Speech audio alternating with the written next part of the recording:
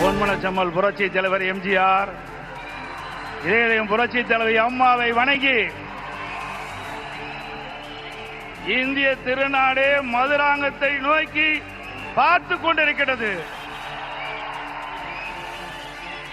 பாரத பிரதமர் அவர்கள் என்ன பேச போகிறார் என்று நாடே எதிர்பார்த்துக் கொண்டிருக்கிறது. பாரத பிரதமர் அவர்கள் இந்த மண்ணிலே கால் வைத்தவுடனே இயற்கையே சூரியனை மறைத்து விட்டது.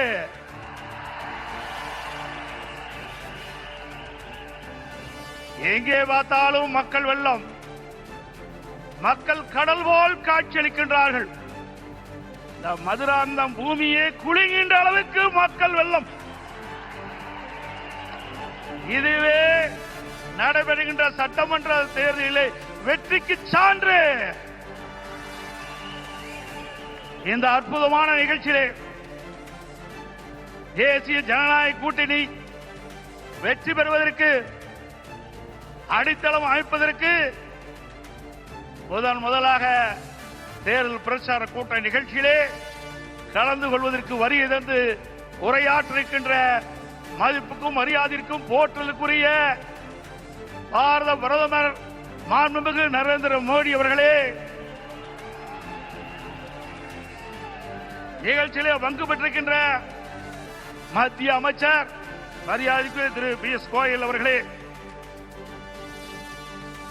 தமிழகத்தினுடைய மாநில பாரதிய ஜனதா தலைவர் முன்னாள் அமைச்சர் சகோதரர் திரு நயினார் நாகேந்திரன் எம்எல்ஏ அவர்களே, மத்திய இணை அமைச்சர் அருமைச்சகோதரர் திரு எஸ் முருகன் அவர்களே, பாட்டாளி மக்கள் கட்சியுடைய தலைவர் முன்னாள் மத்திய அமைச்சர் அருமைச்சகோதரர் டாக்டர் அன்புமணி அவர்களே, அம்மா மக்கள் முன்னேற்ற கழகத்தினுடைய பொதுச் செயலாளர் மதிப்புக்கும் மரியாதைக்கும் உரிய சகோதரர் திரு டிடிவி தினகரன் அவர்களே, தமிழ் மாநில காங்கிரஸ் தலைவர் முன்னாள் மத்திய அமைச்சர் மரியாதை திரு ஜே கே வாசன் அவர்களே, புரட்சி பாரதிய தலைவர் திரு பூவை ஜெகன்மூர்த்தி எம்எல்ஏ அவர்களே, மரியாதைக்குரிய புதிய நீதி கட்சி தலைவர் திரு ஏசி சண்முகம் அவர்களே, இந்திய ஜனநாயக கட்சியுடைய தலைவர் திரு பாரிவேந்தர் அவர்களே, தமிழக மக்கள் முன்னேற்ற கழக நிறுவன தலைவர் திரு ஜான் பாண்டியன் அவர்களே, எருதல் மக்கள் கட்சியுடைய தலைவர் திரு என்ஆர் தனபாலன் அவர்களே, முன்னாள் ஆளுநர் திரு தமிழிசை சவுந்தரராஜன் அவர்களே, முன்னாள் பாரதிய ஜனதா தலைவர் சகோதரர் திரு அண்ணாமலை அவர்களே, மற்றும் மேடையிலே வீட்டிருக்கின்ற கூட்டணி கட்சியினுடைய தலைவர்களே, நிர்வாகிகளே, மேடையிலே வீட்டிருக்கின்ற அனைத்து இந்திய அண்ணா திராவிட முன்னேற்ற கழகத்தினுடைய தலைமை கழக நிர்வாகிகளே, மாவட்ட கழக செயலாளர்களே, நாடாளுமன்ற உறுப்பினர்களே, சட்டமன்ற உறுப்பினர்களே, வாரியத்தை சிறப்பித்துக் கொண்டிருக்கின்ற தேசிய ஜனநாயக கூட்டணியில் அங்கம் வைக்கின்ற கட்சியினுடைய தலைவர்களே, நிர்வாகிகளே, தொண்டர்களே, பெரியவர்களே, தாய்மார்களே, ஊடக நண்பர்களே, பத்திரிகை நண்பர்களே, கழக உடன்பிறப்புகளே, அத்தனை பேருக்கும் என்னுடைய முதற்கண் வணக்கத்தை உரித்தாக்குகின்றேன்.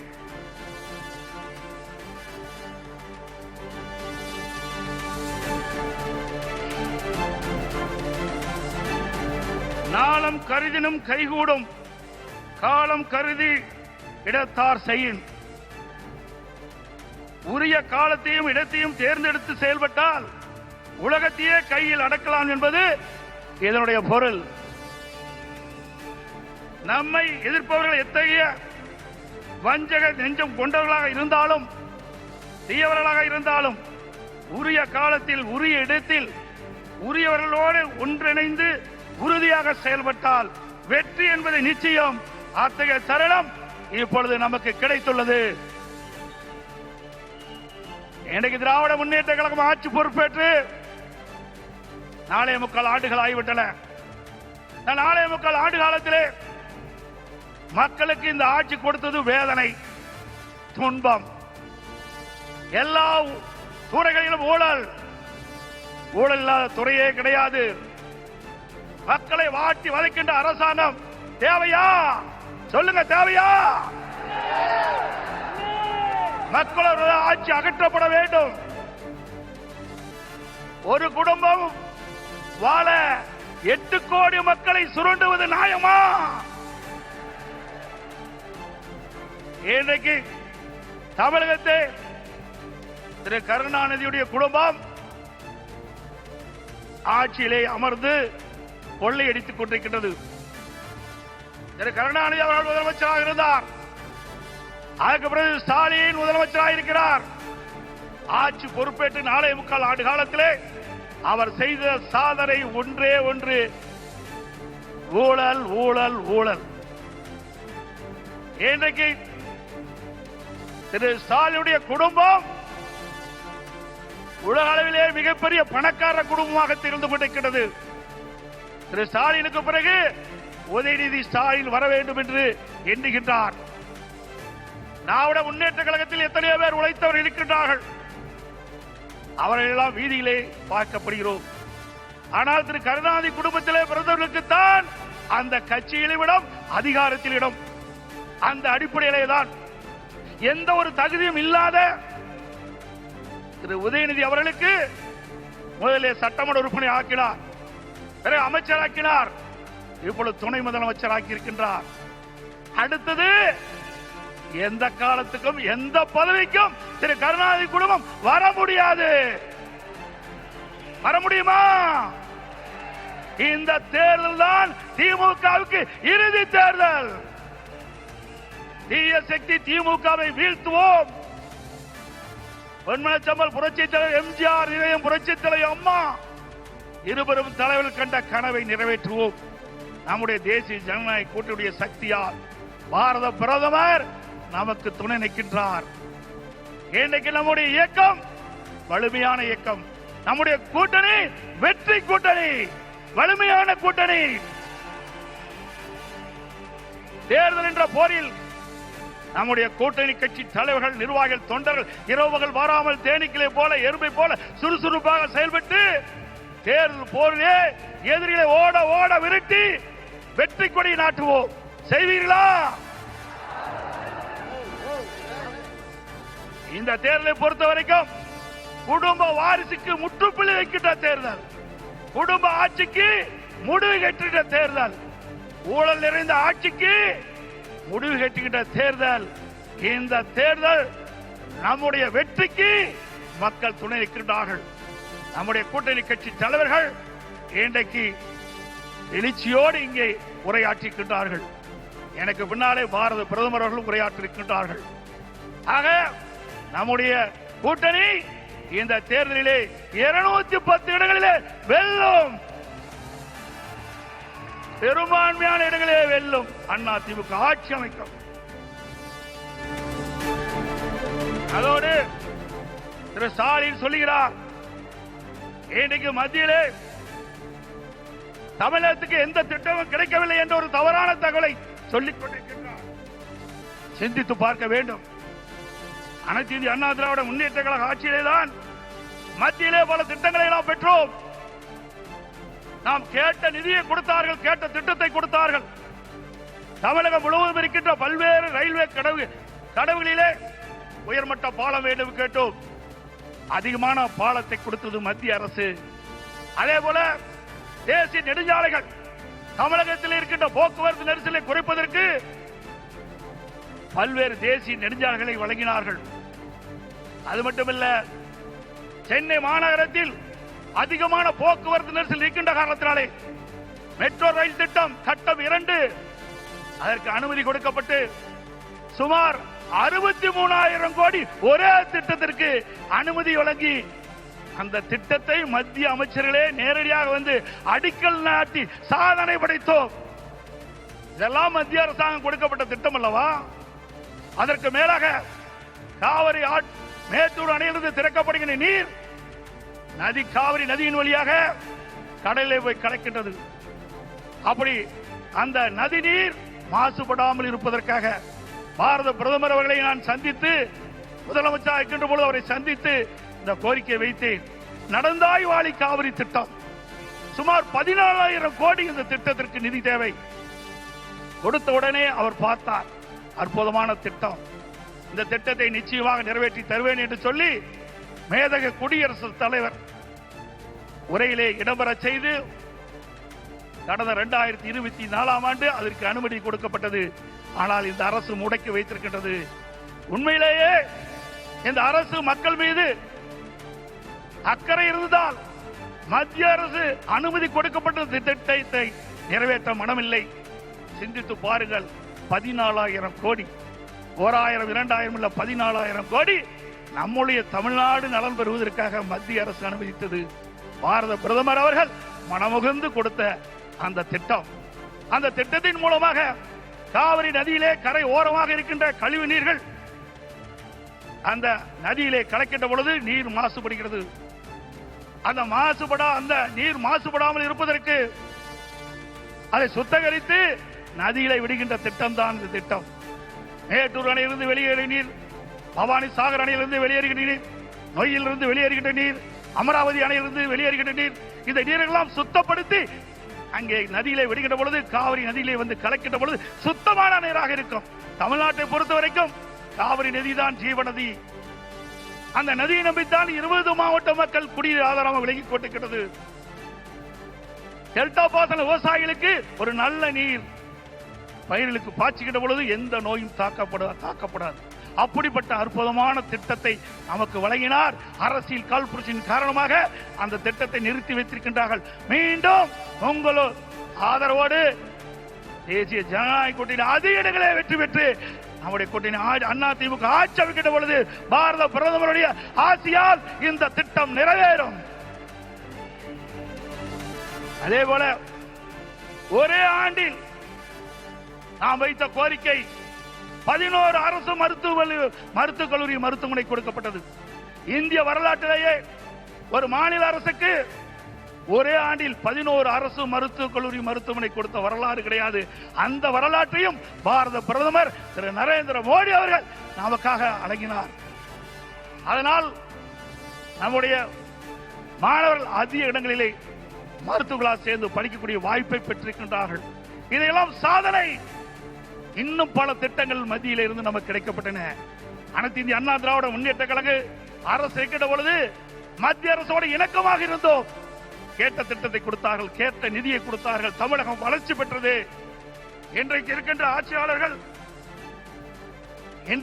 ஆட்சியாளர் வேண்டுமென்றே திட்டமிட்டு மத்தியிலே குறை சொல்லி இன்றைக்கு லஞ்ச லாவணியத்திலே இந்த அரசு திளைத்துக் கொண்டிருக்கின்றதை நேரத்திலே சுட்டிக்காட்டி அதோடு அந்த திட்டத்தை மத்திய அமைச்சர்களே நேரடியாக வந்து அடிக்கல் நாட்டி சாதனை படைத்தோம். இதெல்லாம் மத்திய அரசாங்கம் கொடுக்கப்பட்ட திட்டம் அல்லவா?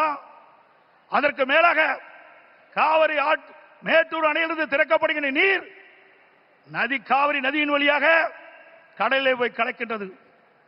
அப்படி அந்த நதி நீர் மாசுபடாமல் இருப்பதற்காக பாரத பிரதமர் அவர்களை நான் சந்தித்து, முதலமைச்சர் இருக்கின்ற பொழுது அவரை சந்தித்து இந்த கோரிக்கை வைத்தேன். நடந்தாய் வாழி காவிரி திட்டம் சுமார் 14,000 கோடி இந்த திட்டத்திற்கு நிதி தேவை.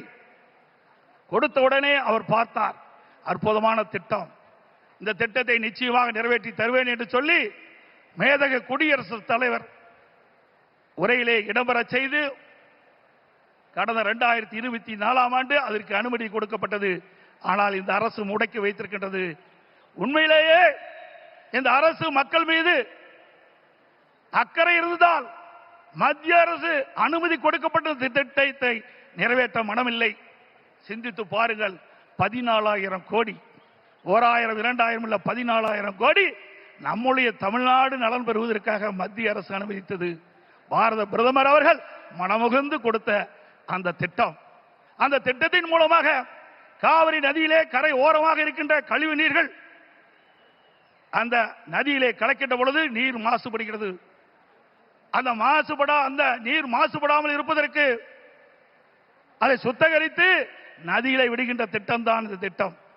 மேட்டூர் அணையிலிருந்து வெளியேறிய நீர், பவானி சாகர் அணையிலிருந்து வெளியேறுகின்ற நீர், நொய்யிலிருந்து வெளியேறுகின்ற நீர், அமராவதி அணையிலிருந்து வெளியேறுகின்ற நீர், இந்த நீரெல்லாம் சுத்தப்படுத்தி அங்கே நதியிலே விடுகின்ற பொழுது, காவிரி நதியிலே வந்து கலக்கின்ற பொழுது சுத்தமான நீராக இருக்கும். தமிழ்நாட்டை பொறுத்த வரைக்கும் காவிரி நதிதான் ஜீவநதி. அந்த நதியை நம்பித்தான் 20 மாவட்ட மக்கள் குடிநீர் ஆதாரமாக விலகிக் கொண்டிருக்கிறது. டெல்டா பாசன விவசாயிகளுக்கு ஒரு நல்ல நீர் பயிர்களுக்கு பாய்ச்சுகின்ற பொழுது எந்த நோயும் தாக்கப்படாது. அப்படிப்பட்ட அற்புதமான திட்டத்தை நமக்கு வழங்கினார். அரசியல் காழ்ப்புணர்ச்சியின் காரணமாக அந்த திட்டத்தை நிறுத்தி வைத்திருக்கின்றார்கள். மீண்டும் உங்களோ ஆதரவோடு தேசிய ஜனநாயக கூட்டணி அதிக இடங்களே வெற்றி பெற்று நம்முடைய கூட்டணி அண்ணா திமுக ஆட்சி அமைக்கின்ற பொழுது பாரத பிரதமருடைய ஆசியால் இந்த திட்டம் நிறைவேறும்.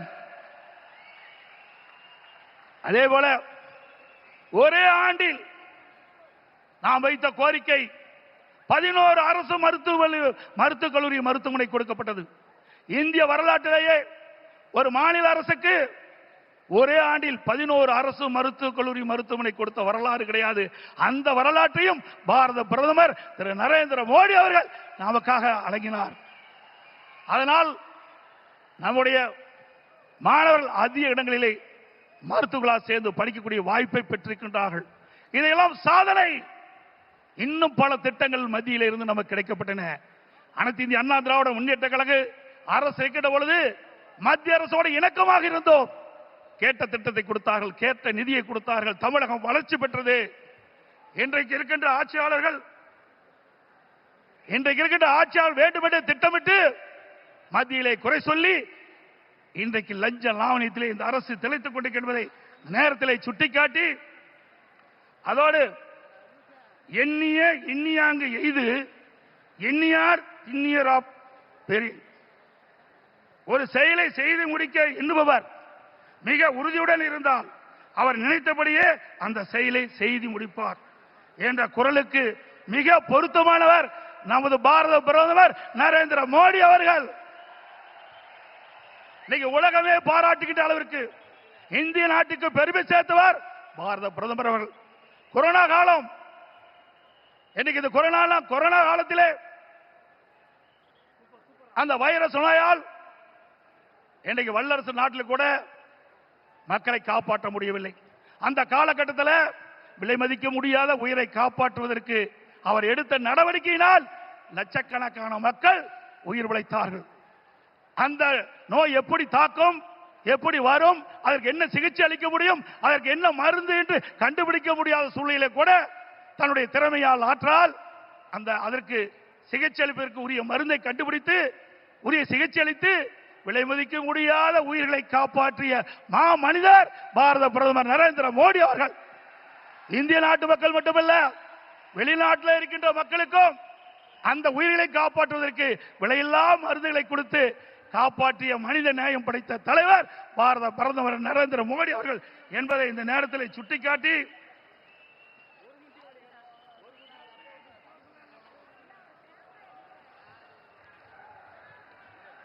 உறவுக்கு கை கொடுப்போம், உரிமைக்கு குரல் கொடுப்போம் என்ற அண்ணாவின் கொள்கையை உறக்க கூறி பொன்மனச்செம்மல் புரட்சித் தலைவர் மற்றும் இதயம் புரட்சித் தலைவர் அம்மா வகுத்து தந்த அமைதி, வளம், வளர்ச்சி என்பதை நாங்கள் தாரக மந்திரமாக என்று கூறி எங்கள் பயணத்தில் உறுதியாக எங்களுக்கு ஆதரவு கரம் நீட்டிய பாரத பிரதமர் அவர்களுக்கும் தேசிய ஜனநாயக கூட்டணி கட்சி தலைவர்களுக்கும் தொண்டர்களுக்கு மீண்டும் ஒருமுறை நன்றி தெரிவித்துக் கொள்கின்றேன்.